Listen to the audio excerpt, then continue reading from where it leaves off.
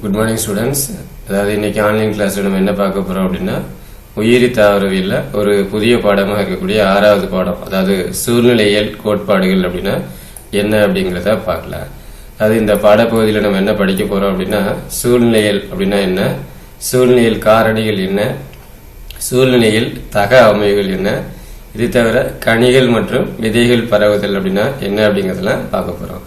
முதலாவது நமக்கு எதை தெரியணும் அப்படின்னா, சூழ்நிலையில் அப்படின்னு சொல்லக்கூடிய ஈகாலஜி அப்படின்னா என்ன அப்படிங்கறது தெரியணும். அதாவது ஈகாலஜின்னு சொல்லக்கூடிய இந்த சூழ்நிலைங்கிறது என்ன அப்படின்னா, உயிரினங்களுக்கும் சூழலுக்கும், என்விரான்மெண்ட் சொல்லக்கூடிய இந்த சூழலுக்கும் இடையே இருக்கக்கூடிய தொடர்பை பற்றிய ஒரு உயிரினுடைய ஒரு பிரிவு தான் சூழ்நிலையியல் அப்படிங்கிறோம். அதாவது என்ன சொல்றாங்கன்னா, இன்டராக்ஷன் யாரா இருக்கு அப்படின்னா, உயிரினங்களுக்கும் சுற்றுச்சூழலுக்கும் இடையில இருக்கக்கூடிய இந்த இன்டராக்ஷனை பத்தி படிக்கிறதுக்கு பேர் தான் சூழ்நிலையியல்னு பேரு. இது என்ன சொல்றாங்க அப்படின்னா, தனிப்பட்ட உயிரினம், உயிரித்தொகை, அது பாப்புலேஷன் சொல்லக்கூடிய உயிரித்தொகை, கம்யூனிட்டி அப்படின்னு சொல்லக்கூடிய குழுமம், பயோம் சொல்லக்கூடிய உயிர்மம், பயோஸ்பியர் சொல்லக்கூடிய உயிர்கோளம் மற்றும் அவற்றினுடைய சூழல், இவற்றையெல்லாம் கருத்தில் கொண்டு ஆய்வு செய்யலாம். இந்த பாடப்பகுதியில் இதெல்லாம் என்னென்ன இருக்கு அப்படிங்கறத ஒரு ஆய்வு செய்யலாம். வெவ்வேறு வகையான நமது சூழ்நிலைகள் இருக்குது இல்லையா, அந்த சூழ்நிலைகள்லாம் நமக்கு பார்க்கும்போது ஒருத்தர் என்ன செய்யலாம், சில கேள்விகளை கேட்கலாம். என்ன கேள்விகள் கேட்கலாம் அப்படின்னா, ஏன் பிளான்ஸும் அனிமல்ஸும் இடத்துக்கு இடம் வேறுபடுது, அதாவது தாவரங்களோ விலங்குகளோ இடத்துக்கு இடம் வேறுபடுது ஏன் அப்படின்னு கேட்கலாம். அப்படி இல்லைன்னா வெவ்வேறு இடங்கள்ல உயிரி பன்மம் மாறுபடுவதற்கான காரணங்கள் என்ன, அதாவது உயிரி பன்மம் சொல்லக்கூடிய பயோடைவர்சிட்டி இடத்துக்கு இடம் ஏன் மாறுபடுது, அதுக்கப்புறம் மண், காலநிலை மற்றும் பிற புவி அம்சங்கள் எப்படி தாவரத்தையோ விலங்கினங்களையோ பாதிக்குது அப்படிங்கிற கேள்விகள் கேட்கலாம். இது எல்லாத்துக்கும் பதில் சொல்றதுக்கு தான் இந்த பாடப்பகுதி இருக்கிறது. இந்நிலையானது நேர் எதிராகவும் நடக்கலாம். இப்ப இந்த மாதிரியான வினாக்களுக்கு எதன் மூலமா தான் சிறப்பாக பதிலளிக்க முடியும் அப்படின்னா, சூழ்நிலையியல் அப்படின்னு சொல்லக்கூடிய ஈகாலஜியை படிக்கிறது மூலமா தான் பதில் சொல்ல முடியும். அடுத்ததா, சூழலுக்கு ஏற்ப உயிரினங்கள் எவ்வாறு நடந்து கொள்கின்றன என்பனவற்றை கண்டறியக்கூடிய கோட்பாடுகளை புரிந்து கொள்ளக்கூடிய ஒரு முக்கிய செயல் அறிவியலா இருக்கக்கூடியதுதான் சூழ்நிலையியல் ஆய்வுகள் அப்படிங்கிறது. இப்ப முதலாவதா சூழ்நிலையில பத்தி பார்க்கலாம். இந்த சூழ்நிலையியல் அப்படிங்கிறது ஈகாலஜி அப்படிங்கறத தான் நம்ம சூழ்நிலையியல் அப்படிங்கிறோம். இந்த சூழ்நிலையியல் அப்படிங்கிற பதம் எப்படி வந்துச்சு அப்படின்னா, ஆய்காஸ் அப்படின்னா வீடு அல்லது குடியிருப்புன்னு அர்த்தம், லோகோஸ் அப்படின்னா படித்தல்னு அர்த்தம். இதைத்தான் நம்ம ஈகாலஜின்னு ஆங்கிலத்தில் சொல்லலாம். இந்த இரண்டு சொற்களால் ஆனதுதான் ஈகாலஜி அப்படிங்கிறது. இது முதல்ல யாரால முன்மொழியப்பட்டது அப்படின்னா, ரைட்டர் அப்படிங்கறதுனால 1868 முன்மொழியப்பட்டது. அப்ப சூழ்நிலையை பொறுத்த மட்டிலும் பரவலாக ஏற்றுக்கொள்ளப்பட்ட வரையறை, டெபினேஷன், யாருடைய டெபினேஷன் அப்படின்னு பாத்தீங்கன்னா, எர்னஸ்ட் ஹேக்கல் அவருடைய வரையறை தான் ஏற்றுக்கொள்ளப்பட்ட வரையறையா இருக்குது. அடுத்தபடியா சூழ்நிலையின் தந்தை யார் அப்படின்னு பார்த்தோம் அப்படின்னா, அலெக்சாண்டர் வான் ஹம்போல்ட் அவரை தான் ஃபாதர் ஆஃப் ஈகாலஜி அப்படிங்கிறாங்க. அப்ப யூஜின் பி ஓடம் இருக்காரு, அவர் யாரு அப்படின்னா, அவர் ஃபாதர் ஆஃப் மாடர்ன் ஈகாலஜி, அதாவது தற்கால சூழ்நிலையின் தந்தை அப்படின்னு சொல்லி யூஜின் பி ஓடம் அவர்களை சொல்லலாம். அப்ப இந்தியால யாராவது இருக்கிறாங்களா அப்படின்னு பாத்தீங்கன்னா, father of ecology in India யார் அப்படின்னா ஆர் மிஸ்ரா அப்படிங்கிறவர்.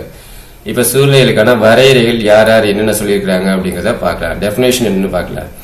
அதாவது இயற்கை வாழிடங்கள் அல்லது உறைவிடங்களில் உள்ள உயிரினங்களான தாவரங்கள் மற்றும் விலங்குகளை பற்றி படிக்கக்கூடிய படிப்பு அப்படின்னு சொல்லி யார் சொல்லியிருக்கா, ரைட்டர் அப்படிங்கிறவர் 1885 ஒரு வரையறை கொடுத்திருக்கிறாரு. இதுக்கு அடுத்தபடியா 1889 எர்னஸ்ட் ஹேக்கல் ஒரு வரையறை கொடுக்கிறாரு.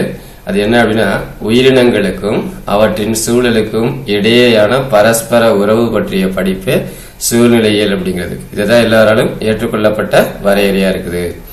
அடுத்தபடியா சூழ்நிலையில் இருக்கக்கூடிய படிகள் என்ன அது அப்படிங்கிறத பார்க்கலாம். அதாவது ஈகலாஜிக்கல் ஹைரார்கி அப்படிங்கிறது. இப்ப சூழ்நிலையில் படிகள் அல்லது உயிரினங்களின் சூழ்நிலையில் படிகள் அப்படிங்கிறது என்ன அப்படின்னா, சூழலோடு உயிரினங்கள் செயல்படுறதுனால ஏற்படக்கூடிய உயிரின தொகுதிகள் அப்படிங்கிற.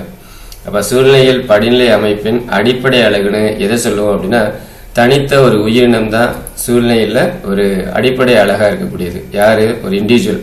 அதைத்தான் நம்ம என்ன சொல்றோம், அடிப்படை அழகுன்னு சொல்றோம். அடுத்தபடியா சூழ்நிலைய அமைப்பினுடைய படிநிலைகள் என்ன அப்படிங்கிறத பார்க்கலாம். ஒரு தனி உயிரினம் இருக்குது, அந்த தனி உயிரினம் என்ன செய்யும், நாளில எண்ணிக்கையில அதிகமாகும். அதைத்தான் என்ன சொல்றோம், பாப்புலேஷன் அப்படிங்கிற உயிரி தொகை அப்படிங்கிறது. அடுத்தபடியா அந்த பாப்புலேஷன் எல்லாம் சேர்ந்த என்னாகும், கம்யூனிட்டியா மாறும். அதுக்கு என்ன பேரு, குழுமம்னு பேரு. அந்த பாப்புலேஷன் எல்லாம் சேர்ந்து கம்யூனிட்டியா மாறினதுக்கு அப்புறம் இருக்கிறதுக்கு என்ன பேரு அப்படின்னா, ஈகோசிஸ்டம் அப்படின்னு சொல்லக்கூடிய சூழல் மண்டலம்.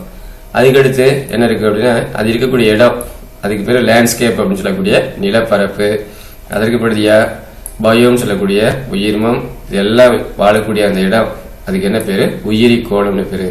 இதுதான் இது சூழ்நிலையியல் படிகள் அப்படிங்கிறது. இது ஏதேனும் 2 மதிப்பெண் வினாக்கள்லையோ அல்லது 3 மதிப்பெண் வினாக்கள்லையோ இந்த படிகள் நிலைகள் மட்டும் கேட்கறதுக்கான வாய்ப்புகள் இருக்குது.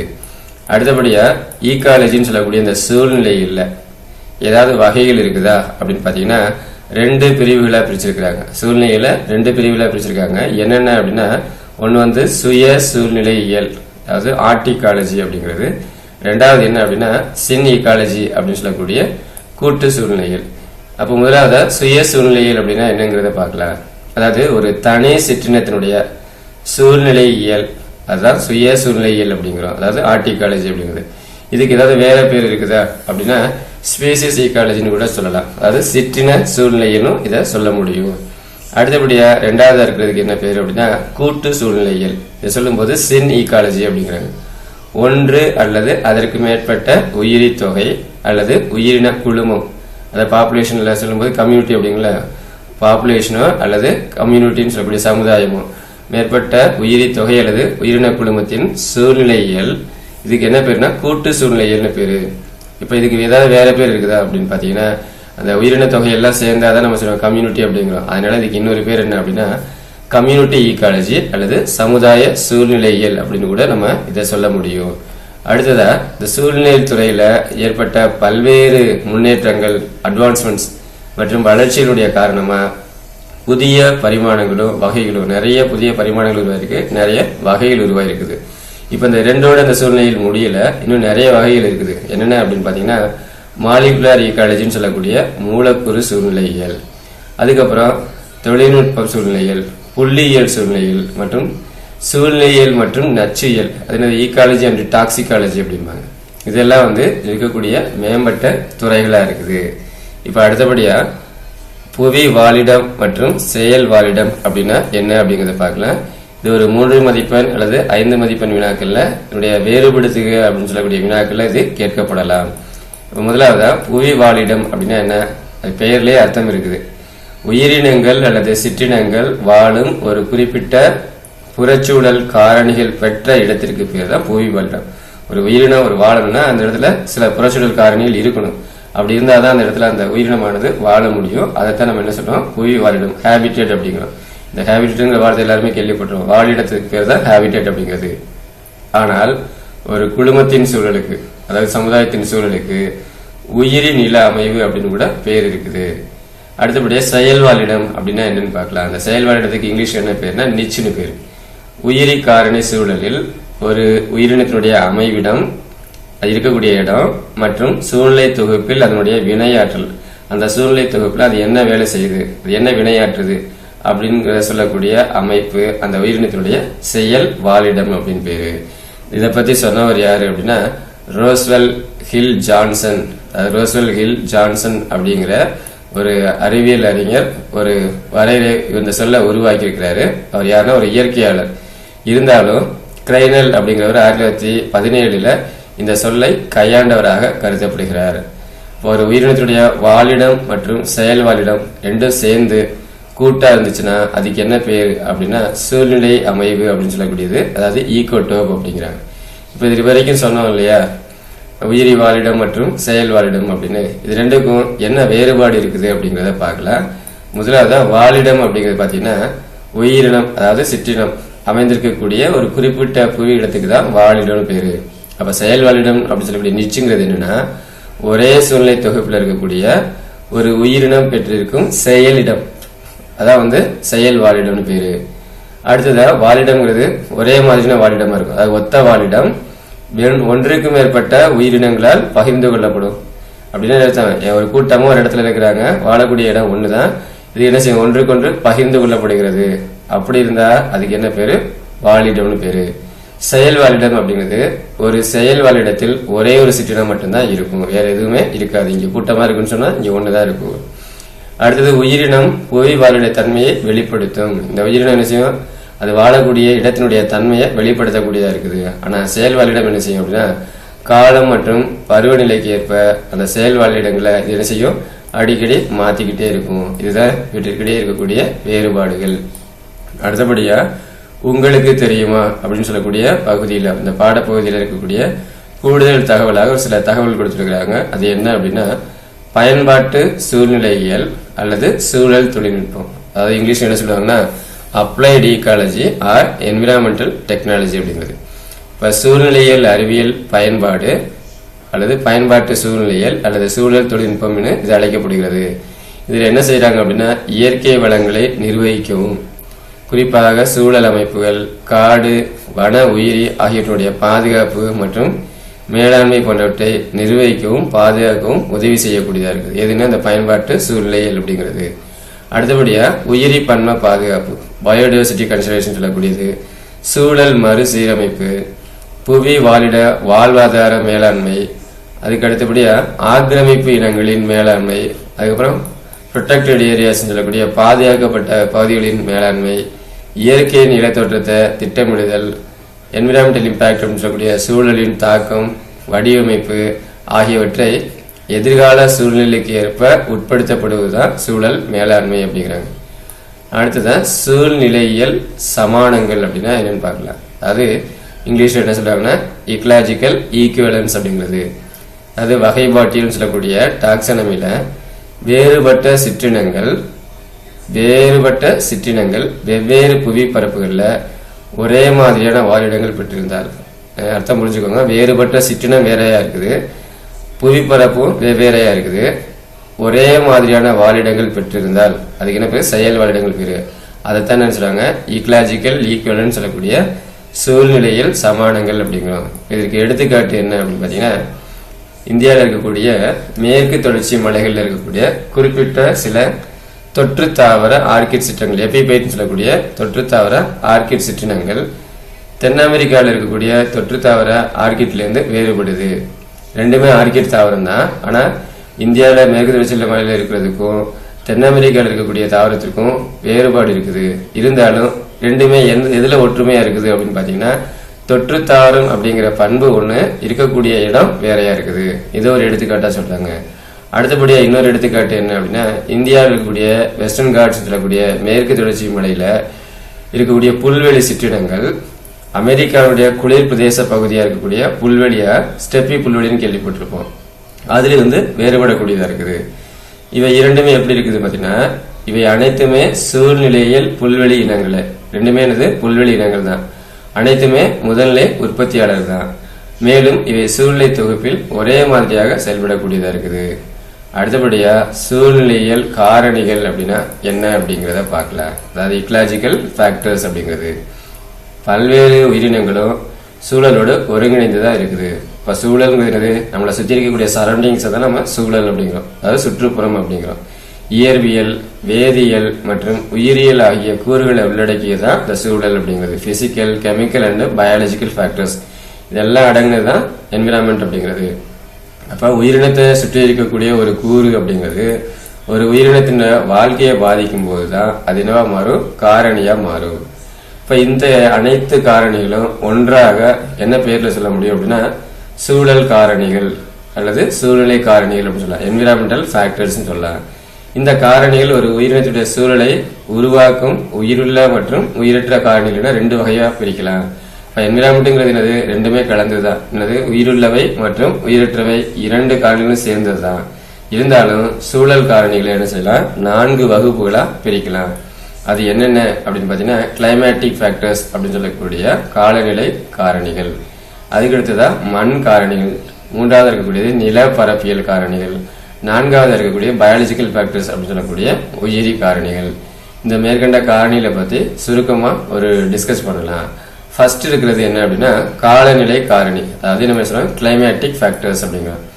காலநிலை அப்படிங்கிறது என்னது? தாவர வாழ்க்கைய கட்டுப்படுத்தக்கூடிய ஒரு முக்கியமான நேச்சுரல் ஃபேக்டர்ஸ், இயற்கை காரணிகள்ல ஒன்னா இருக்கக்கூடியதா இருக்குது. காலநிலை காரணிகள்னு எதை நம்ம சொல்லுவோம் அப்படின்னா லைட்டை சொல்லுவோம், ஒளி, டெம்பரேச்சர் சொல்லக்கூடிய வெப்பநிலை, நீர், காற்று மற்றும் தீ, இது எல்லாம் தான் என்னது? காலநிலை காரணிகள் அப்படிங்கிறது. அதோட இப்போ உங்களுக்கு தெரியுமா அப்படிங்கிற ஒரு பகுதியில் ஒரு தகவல் கொடுத்துருக்குறாங்க. அது என்னன்னு பார்த்துட்டு அடுத்தபடியா அடுத்த பகுதிக்கு போகலாம். பாப்பி, சிக்கரி, ரோஜா வகை மற்றும் பல தாவரங்கள் அதிகாலை முற்பகுதியில், அதாவது காலையில 4 to 5 மணியில மலரக்கூடியதா இருக்குது.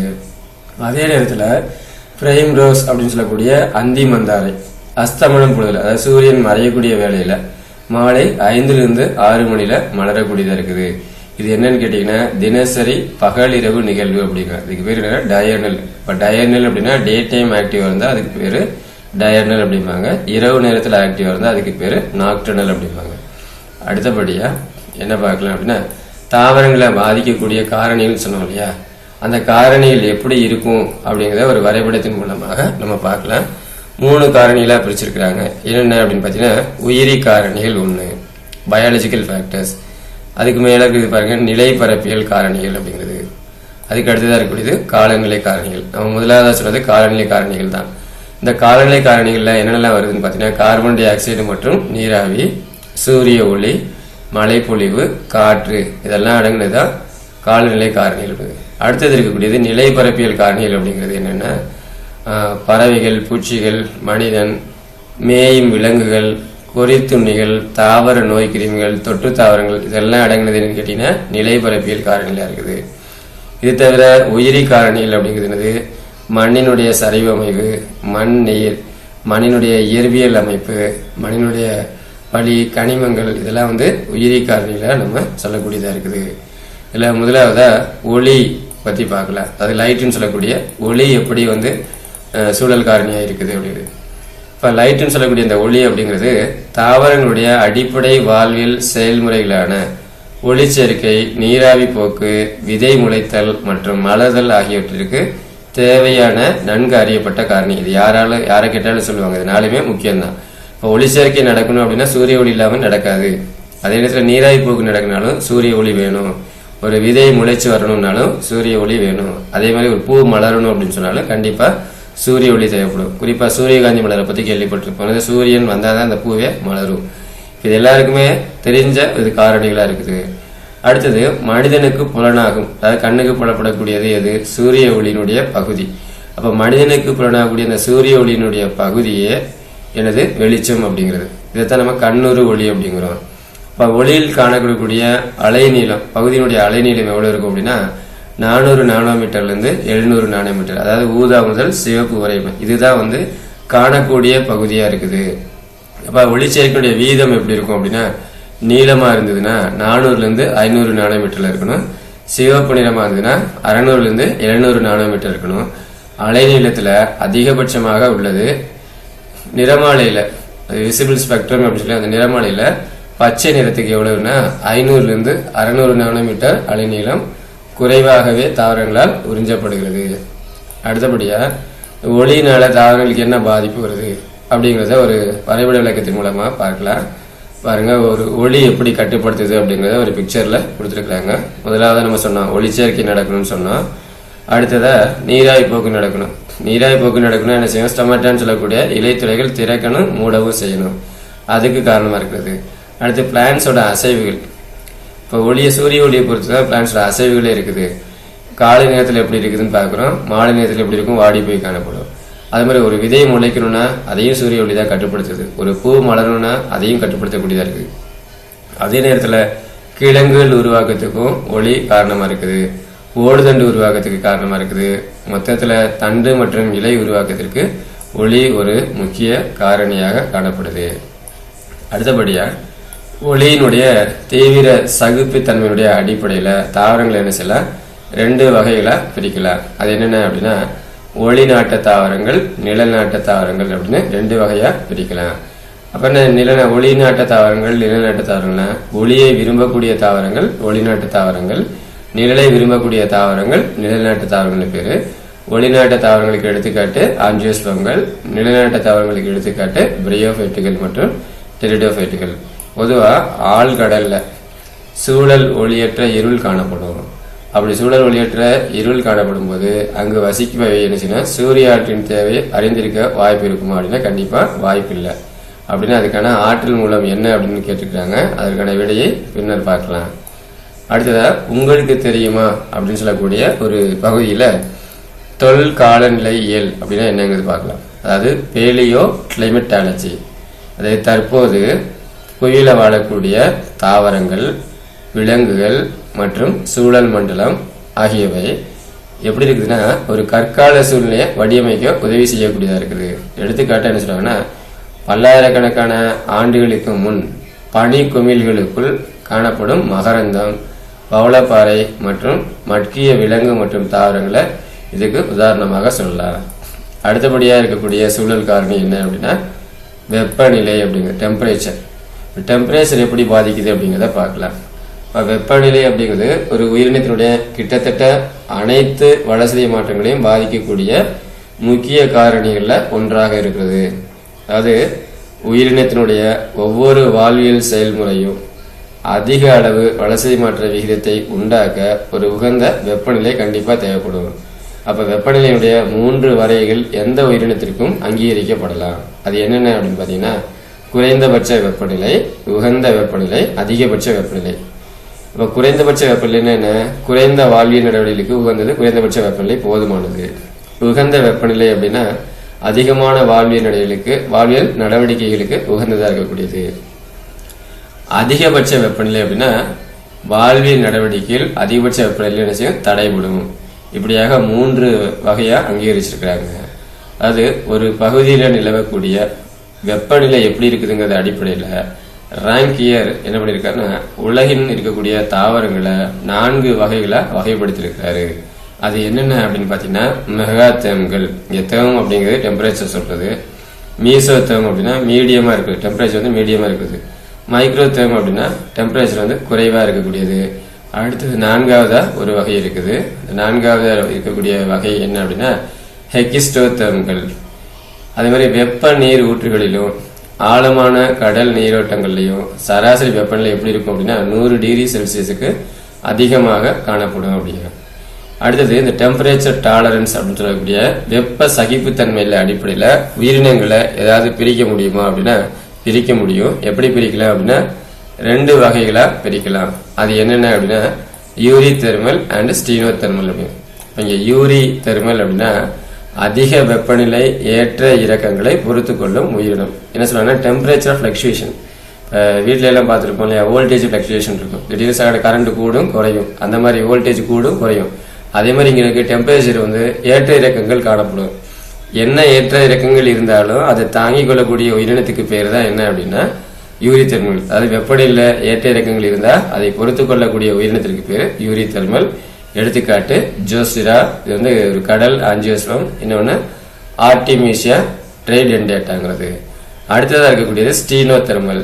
இது என்ன அப்படின்னு பாத்தீங்கன்னா குறைந்த வெப்பநிலை மாறுபாடுகளை மட்டும் பொறுத்து கொள்ளக்கூடிய உயிரினங்கள். எல்லாத்தையும் பொறுத்துக்க முடியாது, கொஞ்சம் மாறுபாடு ஸ்லைட் வேரியேஷன் இருந்துச்சுன்னா டெம்பரேச்சர்ல அதை பொறுத்துக்க முடியும். இதுக்கு எடுத்துக்காட்டா சொல்லக்கூடியது மா மற்றும் பனை. இது வந்து நிலவால் ஆஞ்சியோஸ்பம்களா இருக்குது, அதாவது மூடிய விதையுடைய தாவரங்களா இருக்குது. குறிப்பா வெப்பமண்டல நாடுகளா இருக்கக்கூடிய கனடா மற்றும் ஜெர்மனி போன்ற நாடுகள்ல பாத்தீங்கன்னா மா தாவரமானது வளர்வதும் இல்லை, அங்க காணப்படுறதும் இல்லை. அடுத்தபடி அந்த வெப்ப அடுக்கு அமைவு எப்படி இருக்குதுன்னு பார்க்கலாம். அதுக்கு என்ன பேருன்னா தெர்மல் ஸ்ட்ராட்டிபிகேஷன் பேரு. பொதுவாக நீர் சார்ந்த வாழ்விடத்துல இது காணப்படக்கூடியதா இருக்குது. நீரின் ஆழம் அதிகரிக்க அதன் வெப்பநிலை அடுக்குகளில் ஏற்படும் மாற்றமே வெப்பநிலை அடுக்கு அமைவு. தண்ணீரில் ஆழம் அதிகரிக்க வெப்பநிலை அடுக்குகள்ல சில மாற்றங்கள் ஏற்படும். அதான் என்ன சொல்றாங்க, தெர்மல் ஸ்ட்ராட்டிபிகேஷன் சொல்லக்கூடிய வெப்பநிலை அடுக்கு அமைவு அப்படிங்கிறோம். அப்ப அந்த வெப்ப அடுக்கு அமைவு எப்படி இருக்குன்னா 3 வகையா இருக்குது. அது என்னென்ன அப்படின்னா ஹைப்போலிம்னியான், மெட்டாலிம்னியான், எபிலிம்னியான் அப்படிங்கிற இந்த 3 வகையில மேல் பகுதியில பாருங்க, அதுக்கு என்ன பேரு எபிலிம்னியான் பேரு. முதல் லிம்னாலஜி லிம்னியா அப்படின்னு வந்தாலே அது என்னது ஃப்ரெஷ் வாட்டர்னு சொல்லக்கூடிய நீர்நிலைகளை பத்தி படிக்கக்கூடியதா இருக்கும். அப்ப எபிலிம்னியான் அப்படின்னா நீரின் வெப்பமான மேலடுக்கு. எபினா அபவ்னு அர்த்தம். அடுத்தது மெட்டாலிம்னியான் அப்படிங்கிறது நீரின் வெப்பநிலை படிப்படியாக குறையக்கூடிய ஒரு மண்டலம் இருக்கிறது தான் மெட்டாலிம்னியான், நடுவில் இருக்கக்கூடியது. ஹைப்போலிம்னியான் அப்படிங்கிறது என்னன்னா குளிர்ந்த நீருள்ள கீழடுக்கு.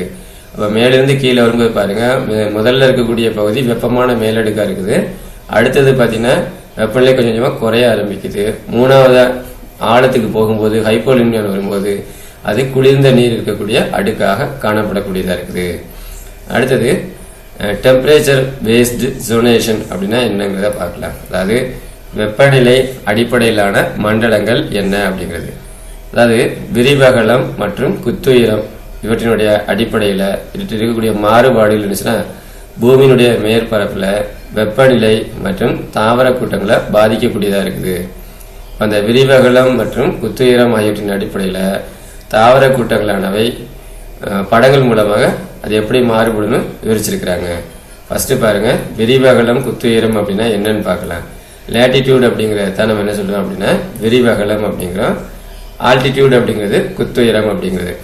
அந்த கூகுள் மேப் இந்த மாதிரிலாம் யூஸ் பண்ணோம் அப்படின்னா ஒரு ஏதேனும் ஒரு ஊரை பார்த்தோம் அப்படின்னு சொன்னா அந்த பகுதியை குறிப்பிடும் போது அது கடல் மட்டத்திலேருந்து எவ்வளவு உயரத்தில் இருக்குன்னு சொல்லி கொடுத்துருப்பாங்க.